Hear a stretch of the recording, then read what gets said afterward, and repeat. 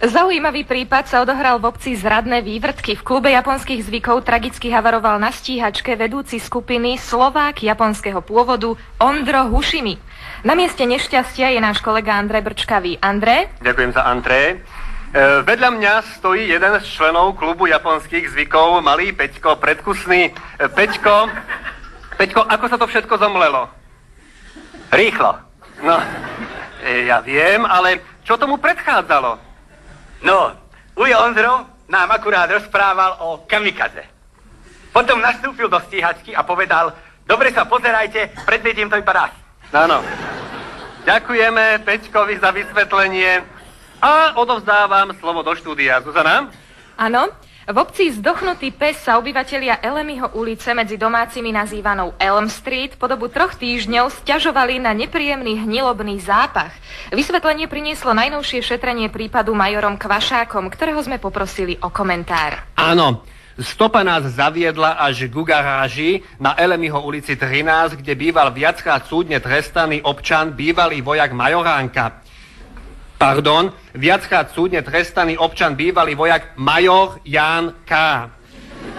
Po násilnom otvorení jeho garáže sme okamžite zistili, že sme práve objavili epicentrum zápachu.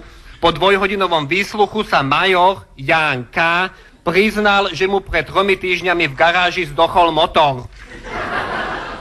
Ďalší kuriózny prípad sa odohral na základnej škole v obci Drsné Vrhy.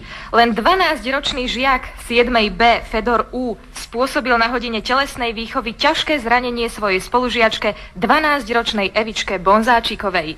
Viac nám o prípade povedal učiteľ telocviku pán Igor Kruhy, ktorého máme na linke. Pán Kruhy, čo sa vlastne stalo? Mali sme spojenú hodinu chlapcov a dievčat.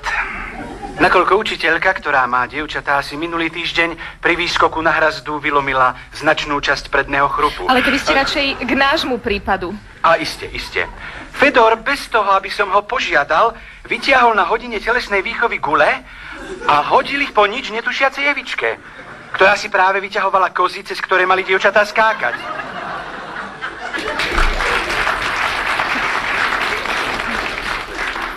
Evičku zasiahla 4-kilová guľa o 11:32 Zulu do chrbta a okrem dychu jej vyrazila aj 3 zuby. Chúďatko moje malé. Sportové spravodajstvo. Hlásim sa vám z atletického mítingu z krásneho štadióna, do ktorého sa lejú teplé helsinské slnce lúča. Slnca lúče. Pardon. A jeden z nich o čosi jasnejšie svieti na nášho reprezentanta s 3 horami a 2 krížom na prsiach. V kráľovskej disciplíne vrch guľov sa predstaví náš skvelý reprezentant, švárny chlapec zo Zohoru Eremiáš Golem. Golem si práve načiera ruky bielým práškom, teraz si dal trochu aj do nosa. Chytá guľu, jemne ju hladí ju ako svoju milú. Prihovára sa jej, teraz ju jemne nadhadzuje ako malé batoľa a už sa chystá, otáča sa, guľa letí cez celý štadión. Ten štadión stíchol v nemom úžase. Tlačia diváci guľu očami a tá akoby vypočula ich prosby. Letí neuveriteľne ďaleko a mierí rovno na merača, ktorý práve kýva svojej manželke Irenke do obecenstva. A guľa v tejto chvíli dopadla 24,60, kričí asistent merača a my zatiaľ nevieme, či je to dĺžka Golemovho pokusu alebo meračov puls. Ďakujeme ti, Jeremiáš. Bol to nádherný športový okamžik. Teraz sa preniesme do diajkárskeho sektoru, kde sa na svoj prvý pokus chystá naša reprezentantka Erna Monstrová.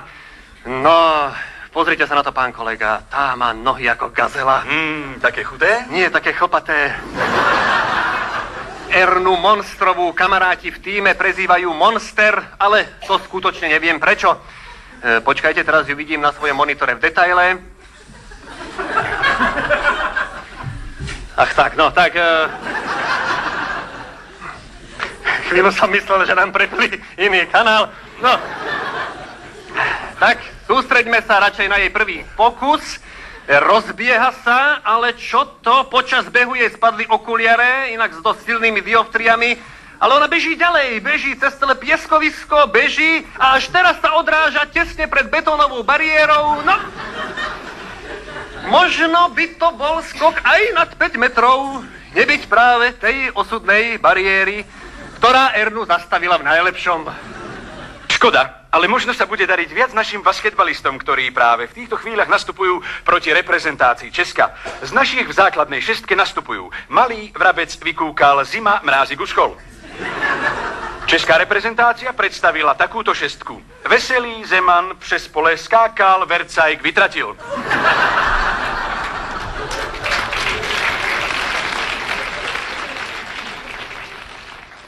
Milí poslucháči, je tu opäť čas pre pravidelný politický komentár, ktorý aj dnes pripravil náš stály dopisovateľ, predseda Horehronského združenia dobromyselných starčekov, pán Jan Fúska. Dobrý deň. Dobrý deň. Dobrý deň. Dobrý, Nadežda. To je Zuzana, ale nevadí. Máte referát? Isté. Moment, no kde som? Holen.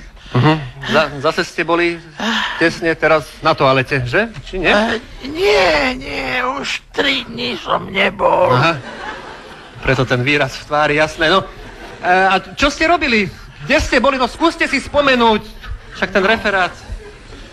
No, bol som doma, napísal som referát, potom som si zabalil čabajku a išiel som sem. No, či ste tú čabajku nezabalili do toho referátu, viete? Kde máte tú čabajku? Zjedol som ju cestou v električke. No a ten papier, ktorej bola zabalená? Jo, ten som strčil do ruksaku takému sopliakovi, čo ma nepustil sadnúť. Nevadí, no tak nám niečo porozprávajte, čo ja viem. Čo je nové vo vašom hnutí? No, tak včera som došiel do Bratislavy a zrazu som zbadal taký veľký plagát. Chcete byť svedkami jeho? No, príďte na pasienky.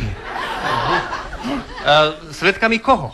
No, to neviem, lebo to bolo prelepené iným plagátom, ale veď je to jasné. No koho svedkami môžete byť na pasienkoch, keď nie jeho? Veď on je len jeden. No, dobre, tak ako to tam vyzeralo na tých pacienkoch? Nádhera. Toľko ľudí, ako za starých dobrých čas pred takými 2 rokmi. Malá chybička sa objavila v brožúre, ktorú nám rozdávali. Volalo sa to, tuším, Strašina vo veži, či tak najako. A tam bolo napísané,